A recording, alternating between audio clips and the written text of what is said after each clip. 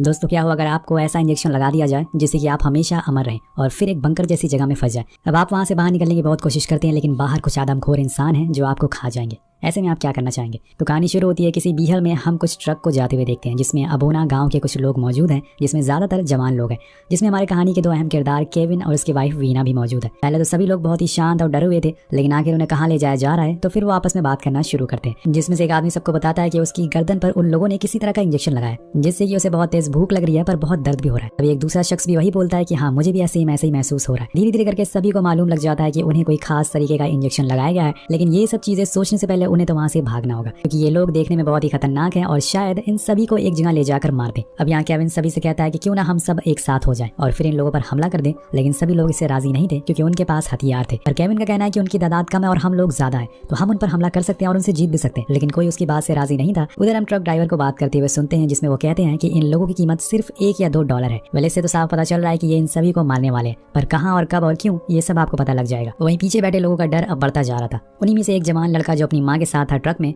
वो ट्रक से उतरकर भागने लगता है और उसे ग्रुप वाले देख लेते हैं। वो सारे बाहर आते हैं और उस लड़के के पैर पर गोली मार देते हैं जिससे कि वो भाग ना सके और उसकी माँ चीखती रहती है कि ऐसा मत करो, लेकिन ये लोग आखिर करना क्या चाह रहे हैं ये किसी को पता नहीं है। वो सभी उस लड़की को अपने बॉस के पास लेकर आते हैं और जो ऑर्डर देता है कि इसे रस्सी से बांध दो और इसकी माँ को चुप करा दो। वो लोग उस लड़के को रस्सी से बांध देते हैं और ट्रक में फंसाकर उल्टा खींचने लगते हैं जिससे कि उसकी बॉडी के 2 टुकड़े हो जाते हैं और ये दर्दनाक मंजर उसकी माँ के आंखों के सामने हो रहा था। अब देखते ही देखते उसकी बॉडी के 2 टुकड़े हो जाते हैं और अपने बेटी की ऐसी मौत देखकर उसकी माँ को दिल का दौरा पड़ जाता है और वो वहीं मारी जाती है, लेकिन इससे उन गुंडों को कोई फर्क नहीं पड़ता। वो थोड़ी दूर चलने के बाद एक जगह अपनी ट्रक को रोकते हैं और सभी आदमियों को बाहर निकालते हैं, लेकिन तभी केविन उसके लीडर की गन छीन लेता और उस पर तान देता है, लेकिन कोई भी आदमी उसकी मदद के लिए आगे नहीं आता। वो सभी अगर चाहते तो उनसे लड़ सकते थे, लेकिन सभी डरपोक निकलते हैं और इसीलिए केविन फंस जाता है। वो लीडर उसे बंदूक छीन लेता और उसे बुरी तरह से मारता है। इसी मौके का फायदा उठाकर उनमें से 2 आदमी भागना शुरू करते हैं जो कि सबसे बड़े बेवकूफ होते हैं और देखते ही देखते वो गुंडे उन्हें गोली से उड़ा देते हैं। अब सभी को अपनी स्पीच में लीडर बताता है कि मैं तुम्हें मौका दे रहा हूँ सभी को यहाँ से भागने का, जाओ भाग जाओ यहाँ से, लेकिन वो जानते थे कि इसमें जरूर उनकी कोई चाल है। अब सभी लोग भागना शुरू करते हैं और तब जाकर वो लीडर अपना शिकार करना शुरू करता है। वो एक इंसान को एरो से मार रहा था। केविन कई लोगों को बचाने की कोशिश करता है लेकिन वो मारे जाते और भागते भागते ये काफी दूर निकल आए थे और जिंदा बचे थे सिर्फ 3 लोग,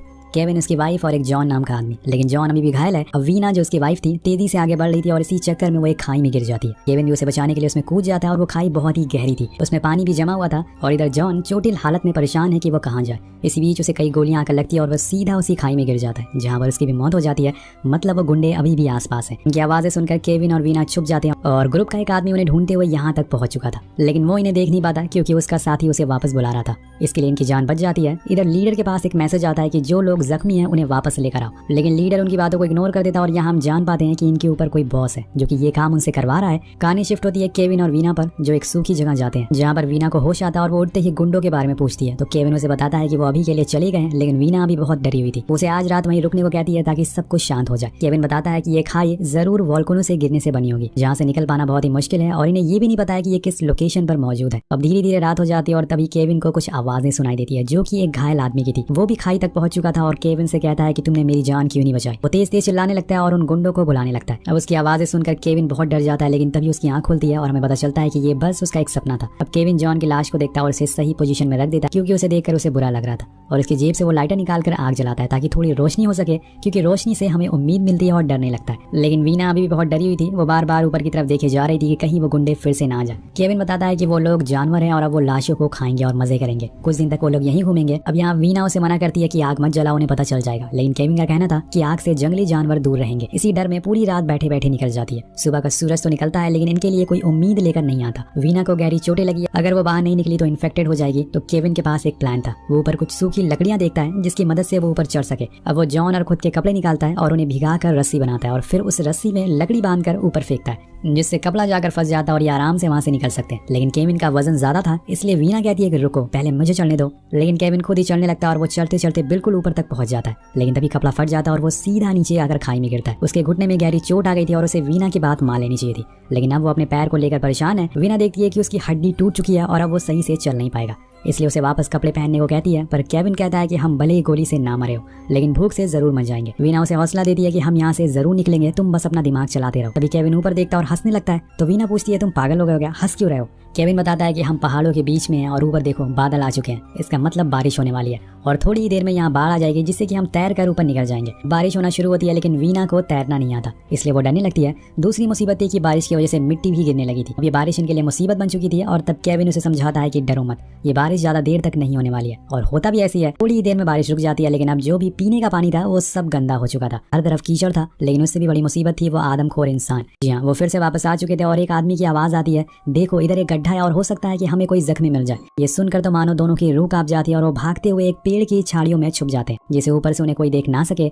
और छुपे छुपे रात हो जाती है जिससे कि वो आदमखोर वापस चले जाते हैं। लेकिन अब इन्हें फिर से भूख लगना शुरू हो जाती है। अब इनके पास कोई चारा नहीं है और अगर इन्होंने खाना नहीं खाया तो ये कमजोर हो जाएंगे। लेकिन केविन बार बार कहता है कि हमें बस बारिश का इंतजार करना चाहिए, पर वीना का कहना था कि हम बस पानी पर जिंदा नहीं रह सकते, हमें खाने की भी जरूरत है। अब आ जाती है इनकी दूसरी रात और दोनों फिर से आग जलाते हैं और सुबह का इंतजार करने लगते हैं। लेकिन रात में एक अजीब सी चीज होती है, जॉन अचानक से जिंदा हो गया था और वो अचानक से केविन पर हमला कर देता है और वो उसे मारने की कोशिश करता है, लेकिन वो तो एक ज़ॉम्बी बन चुका था और यहाँ केविन उसे आग से जला देता है जिससे कि वो फाइनली मारा जाता है। तो दोस्तों आगे कहानी में क्या क्या होने वाला है ये आपके होश उड़ा देंगे। दोनों थोड़ी देर तक आराम करते हैं लेकिन केविन को कुछ अजीब सा फील होता है, तो वीना को अपना नेक पर वो वीना को अपनी गर्दन चेक करवाता है जहाँ पर उसे इंजेक्शन लगाया गया था। अब यहाँ वीना भी अपनी गर्दन चेक करवाती है तो उसे कुछ नहीं होता, लेकिन जब वो केविन की गर्दन देखती है तो उसे इन्फेक्शन फैल चुका था और ये इन्फेक्शन उसी इंजेक्शन का था जिसे उन गुंडों ने लगाया था और अब जाकर उसका असर दिखने लग गया था। पर वीना ये बात उसे नहीं बताती और कहती है कि सब कुछ ठीक है, हमारी इम्यून पावर बहुत ही अच्छी है, इसलिए उस इंजेक्शन ने हमें कोई असर नहीं किया। बट थोड़ी देर बाद वो अकेले बैठकर रोने लगती है क्योंकि उसे पता चल चुका था कि केविन अब नहीं बचेगा। अब दोनों एक दूसरे से गले लगाते हैं और सो जाते हैं। लेकिन आधी रात में वीना को कुछ आवाजें आती हैं और वो देखती है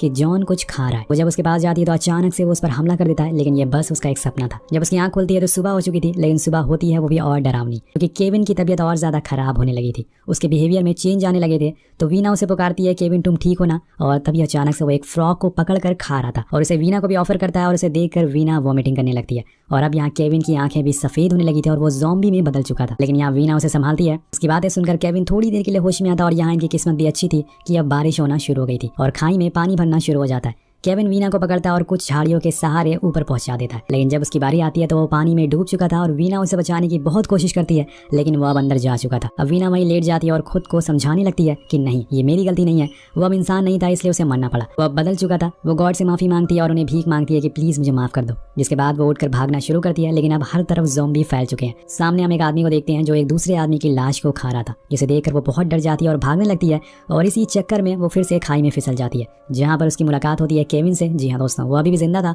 लेकिन ज़ॉम्बी के रूप में। वीना उसे एक लात मारती है जिससे वो सीधा वापस पानी में गिर जाता है और अपनी जान बचाकर यहाँ से निकल जाती है। वो बस भागती रहती है कि शायद उसे कोई मदद कर दे और इसी तरह भागते भागते वो रोड पर पहुंच जाती है जहाँ पर एक ट्रक उसकी तरफ आ रहा था। उस ट्रक को देखकर वीना उसे मदद मांगती है, लेकिन गेस करिए उस ट्रक में कौन था? जी हाँ, वही गुंडों का लीडर जो बाहर निकलता है और वीना को मार कर बेहोश कर देता है। तो वो लीडर कहता है कि इसका गला चेक करो। हम देखते हैं कि वीना भी इन्फेक्टेड है और लीडर ऑर्डर देता है कि इसे ट्रक में डाल दो। अब वीना को समझ नहीं आता कि ये सब क्या हुआ है। मतलब दोस्तों, उस इंजेक्शन की वजह से वो भी अब इन्फेक्टेड हो चुकी है और जब उसे ट्रक में बैठाया जाता है तो हम देखते हैं कि वहाँ पहले से ही 3 ज़ॉम्बीज मौजूद है जो उसका क्या हाल करेंगे वो आप समझ गए होंगे। तो एक्चुअली में दोस्तों कहानी में हुआ क्या, तो मैं आपको बता दूं कि ये गुंडे एक कंपनी के लिए काम करते हैं जो किसी तरह की मेडिसिन बना रही है और उस मेडिसिन की टेस्टिंग इंसानों पर डायरेक्ट की जा रही है। अगर वो टेस्ट में फेल हो गए तो ये लोग उन्हें ढूंढ ढूंढ कर मार रहे हैं, इसलिए सभी आदमखोर उन्हें ढूंढ कर मार रहे हैं जंगल में ताकि ये इन्फेक्शन बाहर ना फैले। और इसी तरह से ये कहानी यहीं खत्म हो जाती है। वेल, आपको ये कहानी कैसी लगी नीचे कमेंट करके जरूर बताएगा। मिलते हैं आपसे अगले वीडियो में। Thank you so much watching.